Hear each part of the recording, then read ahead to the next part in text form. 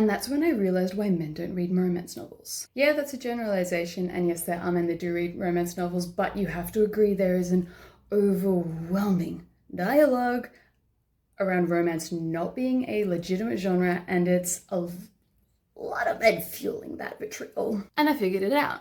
So I talk a lot about story psychology. And what that really boils down to is that when you're imagining something, when you're picturing something, the same part of your brain lights up as when you are doing that thing. Meaning your brain says, hey, this is happening to me. And when something happens to you, your brain slots it into identity. It tucks that experience into the pockets and is like, hey, this is part of who I am. So as a woman, like reading books with a male character avatar that goes from kind of downtrodden to powerful as frick, it's quite empowering.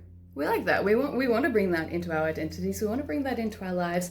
But let's look at the flip side of that. Romance novels often start with a character that's really independent and then has to learn how to surrender, how to feel, how to, be kind of submissive. And a lot of like feminine power for women doesn't come from just like overall dominating. But that's a very uncomfortable place for someone, or a man, who is brought into the societal rhetoric of being strong and not feeling and not submitting. Like reading that, picturing that, and telling the brain that's part of the identity, that creates cognitive dissonance, because you have these two really strong beliefs of who I am, and then this thing that's trying to provide evidence that you're something else. And that's why when a man tells me that romance isn't a legitimate literary genre, I just see someone who's not secure enough in their masculinity to be able to embrace the feminine.